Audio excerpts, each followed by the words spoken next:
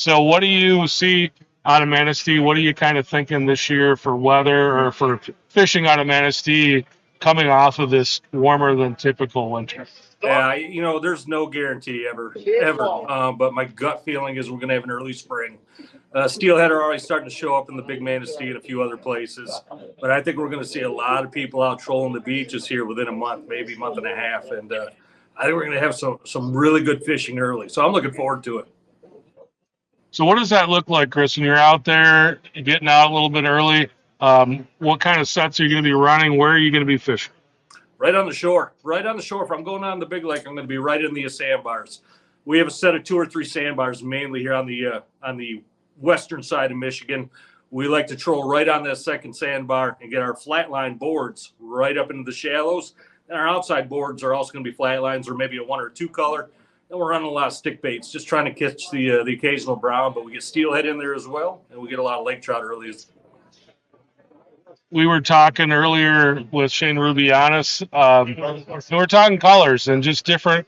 You've got water clarity there in Michigan, a lot different compared to what they're doing here. And here in Lake Ontario for those browns, you guys are really targeting kind of where that water's spilling into the lake from different rivers because they're looking for dirt. Where you're fishing a little bit different, what kind of colors are you running on those stick baits? The natural colors seem to produce every year, the natural Rapalas, the silvers, and the golds. But the Fire Tiger can't be overlooked as well.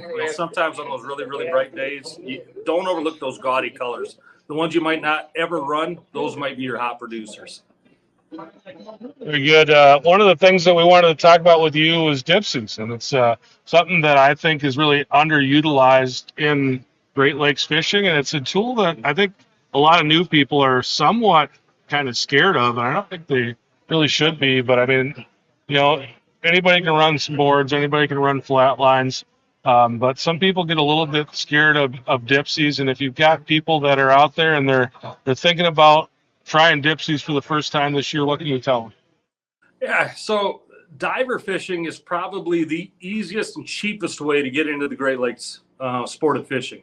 If you think about downriggers and you think about long lines, lead core coppers, the weighted steel, things like that, you're talking several hundreds, if not several thousands of dollars, where if you can go out and get yourself a couple nice rod and reel setups and a couple divers, you can actually get out there for probably the cheapest amount of money that you're going to spend just to get out there and get fishing. I think dipsies, the dipsy is such a misnomer because everybody calls it a dipsy diver, even though the Dreamweaver makes a deeper diver, but people call them dipsy divers. So, when we're talking about dipsies, we're talking about really any kind of diver out there. It's just a way to get your bait down on an angled plane with a weight on the bottom to get it down to the depth that you want to go. And it's not tough. Once you start getting it dialed in, you can have it dialed in within a weekend and start catching fish.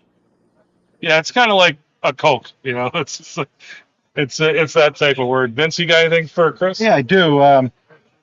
I was fortunate enough to visit the Manistee area in 1983. I towed over a 21-footer. You guys were ahead of us in the program, and it was very eye-opening. We would troll many hours in between salmon. We didn't have the density yet, and I do remember the facilities even at Manistee then were top notch. And we also later, not in 1983, but later in the 80s, we did get to visit some of the tributaries, and it was apparent that you got a lot of natural reproduction. What kind of ratio do you think you're getting there for your returns? Is it heavily dependent on stocking, or is it a lot of natural fish? I think it's starting to even out now. I think we were getting really heavily dependent on stocking 5, 6, 7 years ago. But with the bait fish coming back the way that they are, we're seeing a lot of natural fish starting to reproduce. In the last 3 years, seeing a lot of natural big fish also coming into the net, which is a great thing. 10 years ago, I think the majority of us were worried about the future of Lake Michigan, whether or not it was going to fold like Lake Huron due to the lack of bait fish. So coupling bait fish with good natural reproduction, we got a real strong fishery coming. Right. So you talked about that beach fishery, and I would assume that's pretty much trout. When do the kings show up in your area typically? Yeah, later spring. Yeah, I'm sorry, Vince. I didn't mean to cut you off there, but that's a real good question because it changes year to year. There's some years we're out there as early as mid-April, and we're starting to get an early spring run of kings. I strongly believe, and there's a lot of other people here around here rather, that we believe that there is a spring run of kings that shoot up the major rivers early as May, early as April. And we can sometimes find out when they're going to be. If we can find out when they're going to be around and target them, it can just be bonsai good fishing. Right. Right. So you still have the traditional stager fishery. You got fish porpoising. Oh, Do yeah. you have that? Okay. Oh, yeah, absolutely. In the spring, yeah. One thing to watch for in the spring is watch the birds. The birds will tell you when the fish are around. When the bait fish are in the pier heads and the birds are hovering around the pier heads, the kings are going to be there also. Right. Right. So what kind of trends do you see? You know, we're really prisoners to watercolor where we're at, you know, in the spring, especially a year like this where we don't get ice. Lake Erie doesn't freeze. Our Niagara River, which, you know, I'm only 18 miles from the Niagara River in my port of Alcott. It can run dirty a long time, and I mean too dirty. And so our colors can vary greatly, you know, depending on that. Do you run into seasonal changes too, or is your water pretty on the clear side right away in all spring? Yeah, it stays pretty much on the clear side. You'll be in front of the major rivers. You'll see that spill out. You'll see that brown water coming out. And depending on the wind direction, it's going to depend on which way that water is going to move from there. But for the most part, you're going to see gin clear water as soon as you get away from those major river mouths. So what is different in the fishery over there, let's say now compared to 10 years ago? What's the biggest thing you've seen change? The bait and the return of the kings, the healthy fish. 10 years ago, we were going out, we were catching 2 and 3 year old fish, and they're 7, 8, 10 pounds, maybe 12 pounds. A big fish back then was 15 to 18 pounds. The bait fish have come back strong, and the alewife population is much stronger than it was 10 years ago. We're cutting open mature kings now in the 25 to 30 pound range, 20 to 25 pound range, very, very often. We're seeing good amounts of bait in the bellies. Where compared to 8 to 10 years ago, it just wasn't there. A lot of people think that made the bite, you know, super easy, but I talked to some guys that work Lake Huron.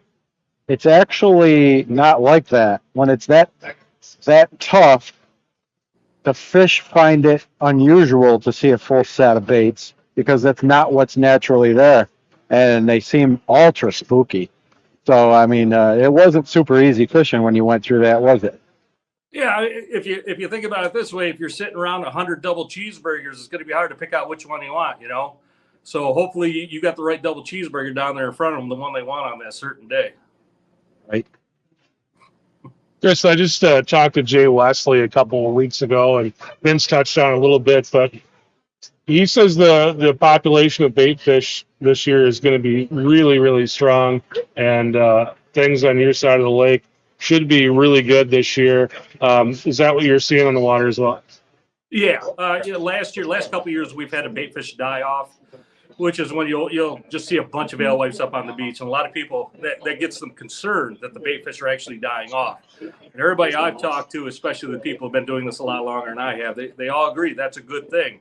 It means there's too many bait fish out there. They can't sustain their own habitat. So it's a great thing when you start seeing the bait fish coming into the shorelines and they're dying off. You're seeing them in the pier heads, porpoising, the birds are chasing them.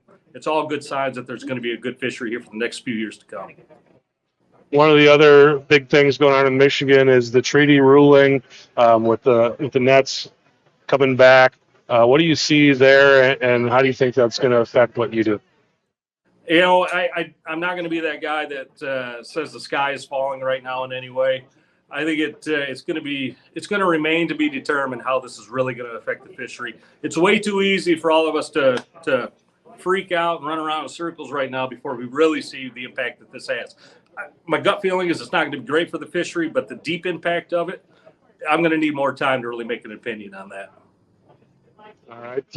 Let's get back to some dipsy stuff, and we talked kind of beginner early on, but let's talk about somebody who maybe has been running dipsies for a while, and they're just looking to kind of fine-tune their game.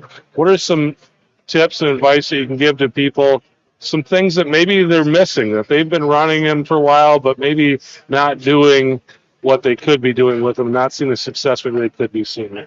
Sure. So one of the biggest things that dawned on me, I don't know how many years ago, was my leader length. From the diver itself to the flasher or the spoon or whatever you might be running on that thing. Lengthening out that leader length, yeah, it's going to be a lot tougher for you to fish that thing. It's going to be a lot tougher for you to net that fish because you hand line your divers. You're going to have to hand line those leaders. But getting those baits, getting those flashers, those rotators away from your spread, 18, 20, 22, even 25 or more feet. That was a big game changer for me. That started putting a lot more fish in my boat. Yeah, that's got to be a challenge with those kind of leaders, netting the fish. How do you go about doing that? I think that's something that a lot of people are afraid of. You know, anytime you start talking about adding lines to your spread, people start getting scared of tangles. They start getting scared of being able to land fish cleanly. How do you do that? Actually, for me, I think it's a lot easier to control the fish by hand lining it. I can feel everything that fish is doing within my hand. So when I get a customer on the back of the boat and they get a fish all the way to the diver, and I'll take the diver and I'll start hand lining. First thing I do is I bring that line as low to the water, as close to the water as I can. That's going to keep that fish from porpoising up, trying to jump the water, trying to jump the net. It gives you a lot more control. And then I'll just take my time, gently hand over hand. You can feel that fish load up so much easier in your hands than you can at the end of a 10-foot rod. When you feel that fish start to load up, you can let a little line out. You can get on it. When you feel that thing start to slacken, it gives you a lot of control. I think a lot more control over the fish than it does with a 10-foot or a 9-foot diver rod. Yeah, we got a comment come in. Whenever we have you on, it's like Tangled Tackle Nation shows up to say hi. Blind Osprey says that Blind Osprey helps you get those fish on. That's my first mate. That's Tim. He's a great guy. If he makes a comment, it's normally pretty good. All right. How about colors? That's something that people ask about all the time. Does it matter when you're talking about diver, this color now?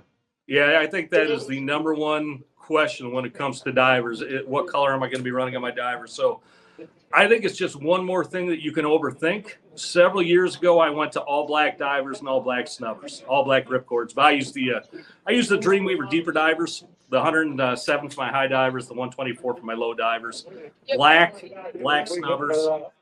That just takes every stray thought out of my head. If my diver color is wrong, it's one less thing for me to think about. I need to concentrate, I think, more on, or most of us, myself definitely included, speed, temp, direction, amount of fish, location, bait color.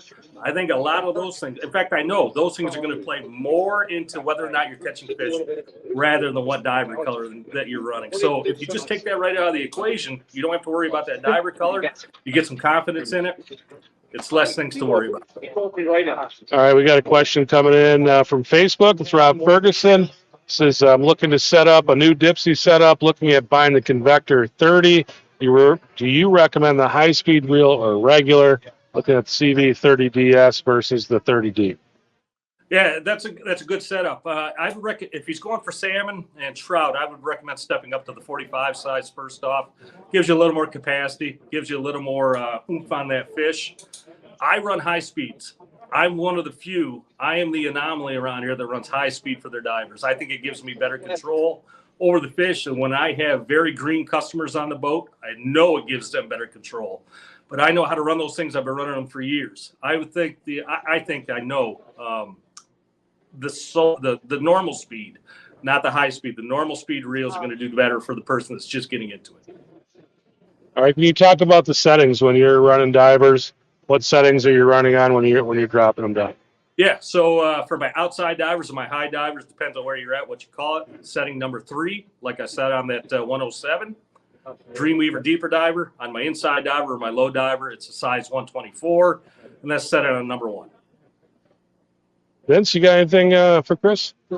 No, a lot of similarities. You know, it was a long time ago. Despite our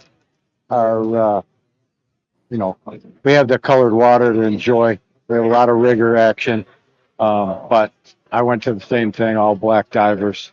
It just, to me, didn't seem like an alarming color to it, the salmon. And we saw the trend too, sometimes getting it away from the diver. So I did the exact same thing. probably over 20 years ago. Chris, are you running different spoons than you would on your other rigs when you set them up on the divers? Are you running a different color or different sizes on a dipsy diver compared to what you may put on your riggers or on your lead core? That's funny you say that, because up to just a couple of years ago, I didn't run many spoons on my divers.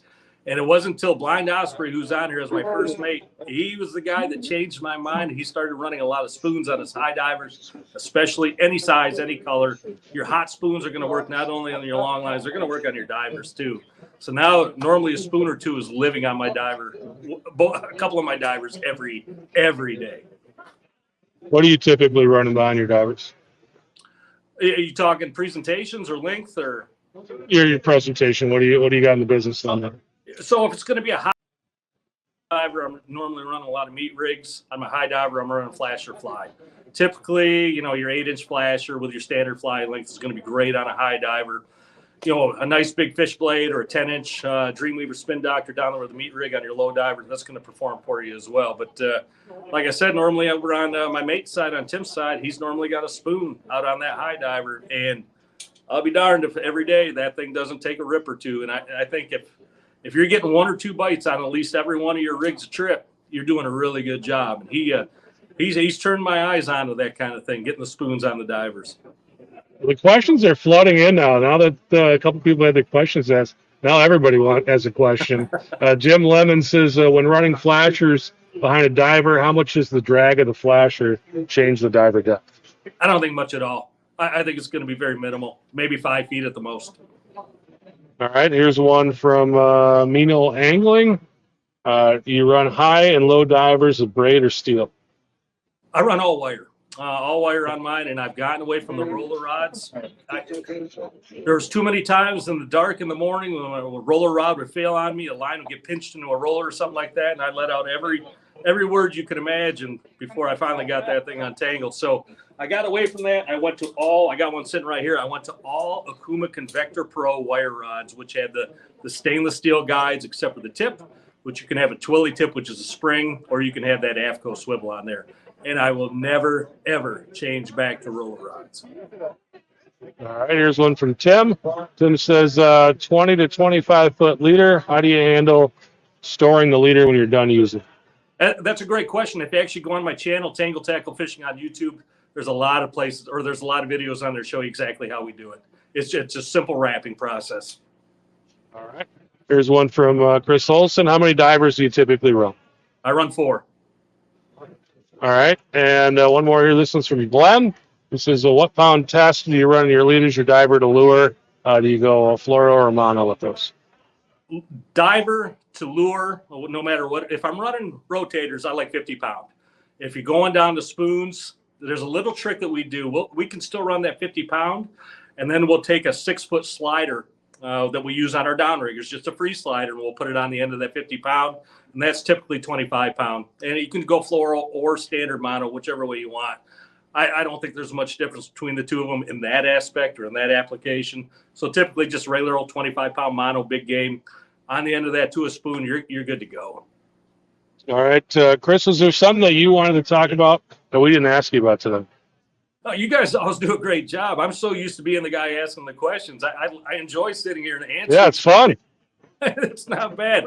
Hey, thanks for sending me the Complete Fish Hawk unit, though. I'm excited to get that thing out there this year. I'll be doing a video very soon on the YouTube channel, the unboxing, giving you my total idea or my total thought process on the new products. But, guys, that thing is an absolute beast. It's a game changer. Well done. Well, thank you for that. And again, I think we want to bring this up. Chris has one of the best YouTube channels that you'll find when it comes to fishing, salmon fishing, getting out there. There's not a lot of people that are doing what you're doing on YouTube. So if you're interested in salmon fishing, getting out on the big water, want to learn more, go to Tangled Tackle on YouTube. And it's great stuff. You do a lot of Q&As where you're just sitting down and answering questions for people too, which I think is super valuable for people. Yeah, every Sunday night we do a live stream at 7 o'clock, and we'll go over normally a topic, and then we open it up for questions. So I learn a lot on there also. I'm not just the guy giving info. I get a lot of info, so it's great. Yeah, it's pretty amazing. And we talk about this show here in Niagara. being a learning show and having all the seminars here. And there are a lot of people. I mean, I've been to a lot of sports shows and seminars. You walk in there and there's two guys in the back falling asleep. But I mean, there are a lot of people that come to this show specifically for the classes. They've got notebooks out. They're ready to study. They're ready to learn. And some people just can't get here. It's too far. So if you want to get that seminar kind of feel every week, you can go to Tangled Tackle on YouTube. Yeah, be happy to have anybody, anytime. Everybody's welcome. Vince, anything else for Chris before we let him go? No, thanks for taking the time here. We loved having you. Hey, thanks, guys. It was my pleasure. I'll see you whenever you want me. All right, appreciate it, Chris. It's Chris Ingalls from Tangled Tackle, and you can go to his website. He is a charter captain, and he is a darkbluecharters.com. That's Captain Chris Ingalls. Thanks, buddy. You're welcome, guys. Thank you.